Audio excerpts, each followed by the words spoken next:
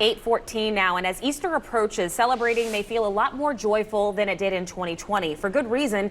As of this week, a total of 94 million people, or just over 20% of the population of the country, have been at least partially vaccinated. 15% of the total population, or 52 million people, now fully vaccinated. But with COVID-19 infection rates on the rise in some states, doctors still want and urge you, all of us, to take some precautions. This morning, Dr. Christopher Lege, Chief Medical Officer at Touro, joins us with some important tips to consider as you're planning your celebration for this holiday weekend. Dr. Lege, good morning to you.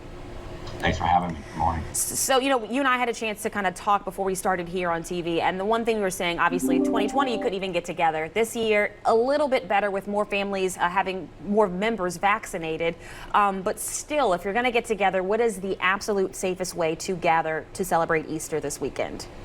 Yeah, so a lot of it depends on the size of the gathering and actually who's there. And so while many of us have been vaccinated, and the CDC does say that if you have a gathering of individuals who are all fully vaccinated, then it is safe to relax restrictions, including masking and distancing, even things like hugging between individuals that are fully vaccinated. That means 2 weeks from their second dose or their one dose of vaccine, the J&J vaccine. So that is the absolute safest, is if the gathering involves those that are all vaccinated, then you can relax. Unfortunately for Easter, that may not be the case because none of our children are vaccinated yet. Right. And so it's likely that our gatherings are going to be mixed between individuals who are vaccinated and unvaccinated. So there are some considerations there. Or partially vaccinated and then fully vaccinated people and then unvaccinated adults and kids. So if you're going to have this mixture of vaccination levels, if you will, outside gathering, is that the best bet? We heard Shelby saying the weather should be gorgeous this weekend. So should people just plan to be outside? Yes, I would strongly recommend that. I think outdoor gatherings really do reduce risk of transmission, particularly if it's a mixed gathering, meaning that there are individuals there who are not fully vaccinated.